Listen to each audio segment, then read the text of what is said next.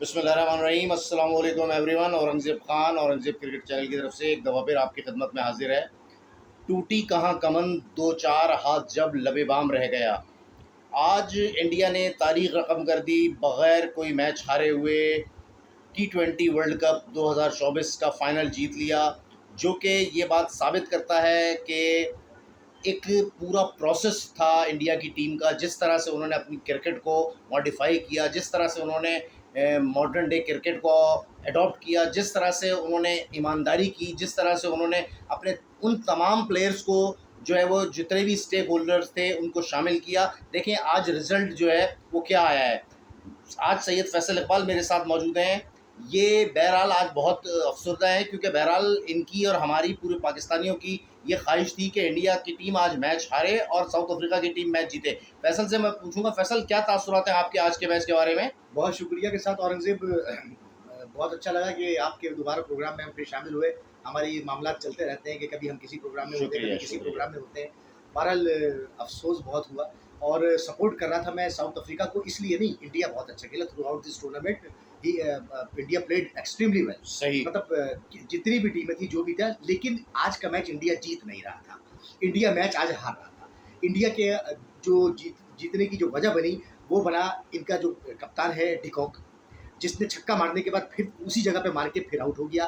Clausen इसके साथ बेहतरीन बैटिंग कर रहा था और एक स्टेज पर ऐसा हो गया, कंडीशन हो गई थी कि 29 बॉलों पे 29 रन और इनके पास 5 विकेटें बाकी थी, 6 या 5 विकेटें बाकी थी और उस पोजीशन पे मैच साउथ अफ्रीका को देना नहीं चाहिए था। आखिर में मैं ये कहूँगा कि जो मैच चेंजर था वो सूर्या कुमार यादव था। अनफॉर्चुनेटली वो गेंद भी उसके हाथ से बहुत आगे नहीं गया, लेकिन वो बहुत करीबी उसने कलेक्ट कर ली और बड़ा ज़बरदस्त तरीके से उसको चीज़ को मैनेज करके, और एक ऐसे टाइम पे जिस वक्त 6 बॉलों पे 16 रन चाहिए थे और मिलर ने ऑलमोस्ट छक्का मार दिया था, लेकिन वो कैच लेके और बेहतरीन इसमें बीच में अपॉइंटमेंट की है। जो दो आखिर के जो सेकंड लास्ट ओवर एक बुमराह ने करवाया और एक अजदीप, ये टर्निंग पॉइंट था मैच का। फैसल आपकी बात से मैं थोड़ा इत्तेफाक करूँगा, थोड़ा इत्तेफाक नहीं करूँगा। उसकी वजह ये है फैसल, अगर आप गौर करें ना, वो जो पांड्या ने जो ओवर किया है ना, पांड्या ने जो हेनरिक क्लासन को आउट किया है, उसके बाद से इनकी बॉडी लैंग्वेज देखें आप साउथ अफ्रीकन की। साउथ अफ्रीकन बहुत ज़्यादा स्ट्रगल करने लगे, क्योंकि बहरहाल सेट बैट्समैन बैटिंग कर रहे थे और इंडिया की टीम मुकम्मल तौर पे बैकफुट पे थी। हुआ ये, उसके बाद जेनसन आया। जेनसन ने बहुत गंदी बैटिंग की, क्योंकि बहरहाल जेनसन बहुत यंग लड़का है, जेनसन को इतना तजुर्बा नहीं है। मिलर और हेनरिक क्लासन जब बैटिंग कर रहे थे तो इंडियन बहुत बुरी तरह से जो है ना वो इस मैच से बाहर हो चुके थे। लेकिन वो जो पांड्या ने 3 या 4 रन का ओवर किया, फिर उसने इंतहाई कीमती तरीन विकेट हासिल किया।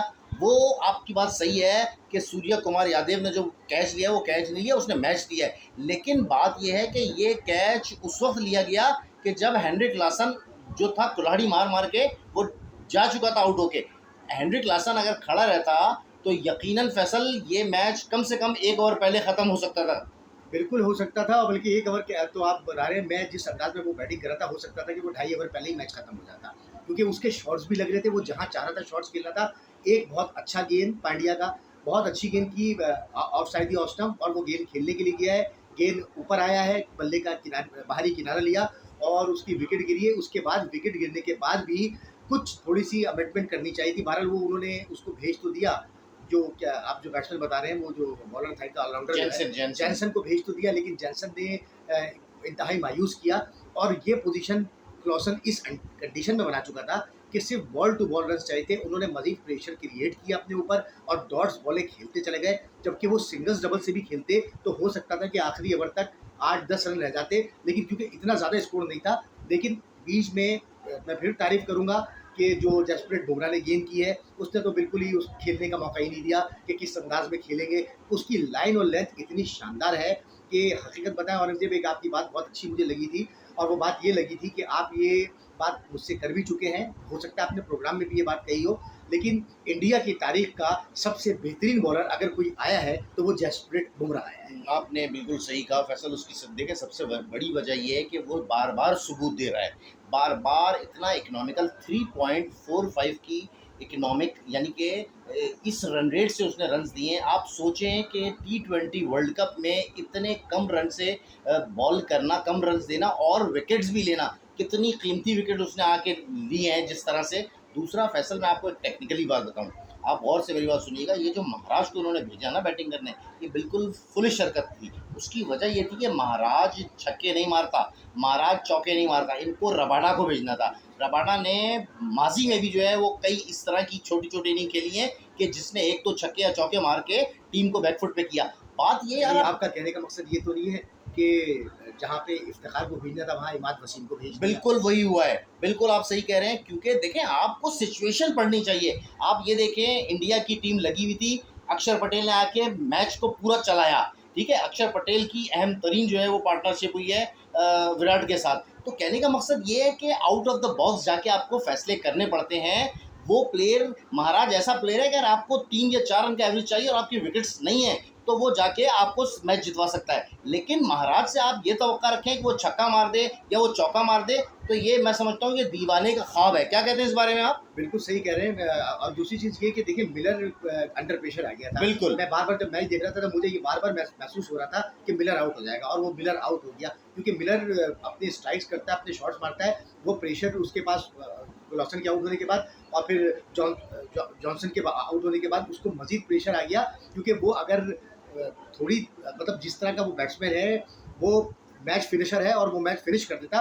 लेकिन उसका हकीकत बताऊँ तो उसका जिस अंदाज में साथ देना चाहिए था, सामने भी उसके नॉन स्ट्राइकर एंड पे कोई ऐसा प्लेयर होना चाहिए था कि वो उसको रिलैक्सेशन देता, यानी कि उसको रिलीफ मिलती थोड़ी। लेकिन वो सारा का सारा प्रेशर आखिरी ओवर में उसी के ऊपर आ गया। देखिए फैसल, मैं आपको एक टेक्निकली बात बताऊं।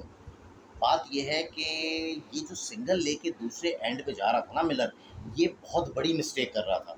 देखिए मिलर जिस तरह का प्लेयर ना, अगर 2 बॉलें वो रोक भी लेना, रन नहीं भी बनाए ना, तो वो इतना इजीली छक्का मार सकता है मिलर, कि मिलर ने इतनी बड़ी मिस्टेक की है जो उसने बार बार जो है महाराज को जो स्ट्राइक दिया, बार बार उसने दूसरे प्लेयर्स को स्ट्राइक दिया। उससे हुआ ये कि एक तो सिंगल करके वो जाता, सामने से 3 से 4 बॉलें डॉट हो जाती, वो प्रेशर सारा जो है ना अच्छी वो बात मिलर पे आ जाता। क्या कहते हैं? अच्छी बात कही। जैसे अभी आप ये समझ लीजिए कि 21 बॉलों पे 23 रन चाहिए थे, जी। जहाँ 18-16 बॉलों पे वहाँ पे मिलर को स्ट्राइक करना चाहिए। स्ट्राइक करना चाहिए, चाहे वहाँ 2 पे- बॉलें ज़ाया हो जाती, हाँ, चाहे 3 बॉलें ज़ाया हो क्योंकि जाती। फिर उसमें ये होता है कि नीचे वाले आने वाले प्लेयर्स पे भी ये चांस होता है कि अगर उसकी एक दो छक्के, मैंने उस वक्त भी बैठा हुआ था, मैंने कहा जब 18 बॉलों पे या 16 बॉलों पे 21 रन चाहिए थे, मैंने कहा सिर्फ एक छक्के और एक चौके का गेम है। अगर इसने मिलर ने ये मार दिया और आउट भी हो गया, तो हो सकता है नीचे वाले आने वाले प्लेयर्स भी एक ओवर में 8-10 रन कहीं ना कहीं कुछ ना कुछ होके बन जाते हैं। लेकिन अनफॉर्चुनेटली मतलब वही बात है कि 17 साल के बाद आज इंडिया मैच जीत गया, लेकिन 92 के बाद से आज तक साउथ अफ्रीका कभी भी कोई बड़ा टूर्नामेंट नहीं जीत सका। 92 के बाद से साउथ अफ्रीका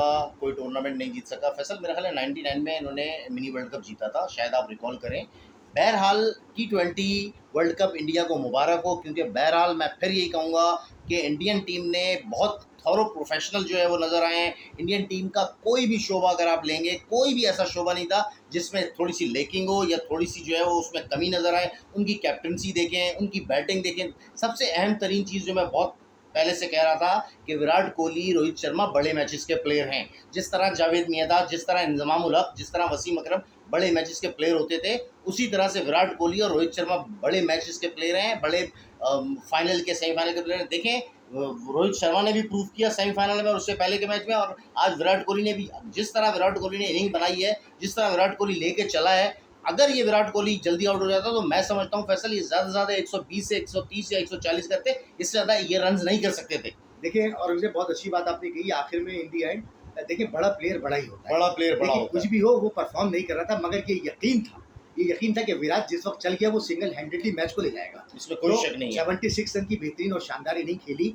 और एक वक्त पे मुझे थोड़ी सी हंसी भी आ रही थी कि मैंने कहा हम बाबर को बुरा कहते रहते हैं, 41 पे 44 पे ये भी खेल रहा है, चलो, लेकिन वो सिचुएशन के हवाले से खेल रहा था। बिल्कुल, क्योंकि बिल्कुल। सिचुएशन ये थी कि 43 रन पे इंडिया के 3 आउट होने के बाद मैं मतलब all credit goes to Virat. उसने साबित किया कि वो जो उसका क्रिकेट का इख्तिताम जो भी करीब करीब है, उसने इंडिया को भारत टूर्नामेंट, ये आईसीसी का एक बड़ा टूर्नामेंट जितवा दिया। इंडियंस को बहुत मुबारक हो, जिस तरह से उनकी टीम ने 50 ओवर का वर्ल्ड कप खेला था, उसमें बहरहाल थोड़ा-सा चूक गए थे वो, वरना वो वर्ल्ड कप भी इनके हाथों में था।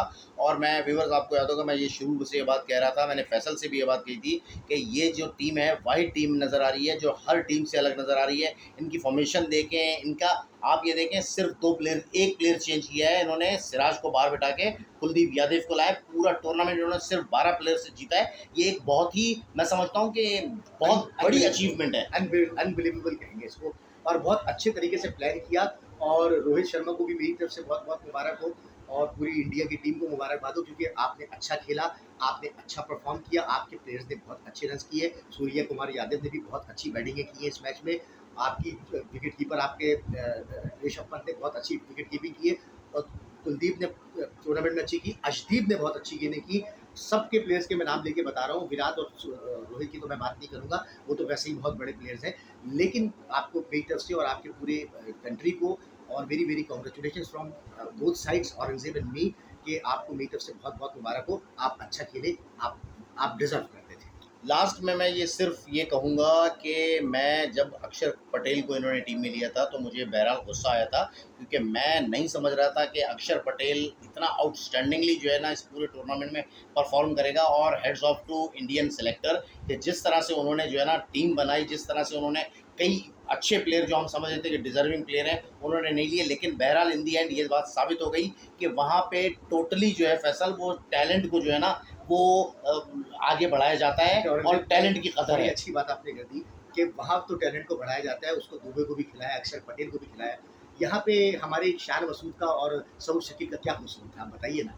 आप ये सोचना पड़ेगा आपको। आप वो उनको प्लेयरों को कॉन्फिडेंस दिया। बार बार कमेंट्री में भी एक बात ये कही जाती, दुबे ने बहुत अच्छी कम बॉलों पे अच्छे रन किए, अच्छे स्ट्राइक किए, उसका भी मैच जितवाने में बड़ा एक अहम किरदार है। हर प्लेयर ने जो थोड़ी छोटी बैटिंगें की है और अच्छी बैटिंग की है कम बॉलों पे, उनका ये कंट्रीब्यूशन इस मैच में रहा है। इसमें कोई शक नहीं। व्यूअर्स बहुत अच्छी जो है हमारी डिस्कशन रही। फैसल आके इस प्रोग्राम को माशाल्लाह 4 चांद लगाए। फैसल का एक अपना जो है वो स्टैंडर्ड है। फैसल जिस तरह बात करते हैं वो बहुत दिल से बात करते हैं, और जो दिल से बात होती है वो यकीनन जो है वो असर करती है लोगों पे भी। आपका बहुत बहुत शुक्रिया फैसल, आप मेरे प्रोग्राम में आए। और इंशाल्लाह व्यूअर्स ये प्रोग्राम और ये फैसल के साथ पार्टनरशिप मेरी इंशाल्लाह जारी रहेगी। हमें लाइक कीजिए, सब्सक्राइब कीजिए। आपका बहुत बहुत शुक्रिया। अल्लाह हाफ़िज़।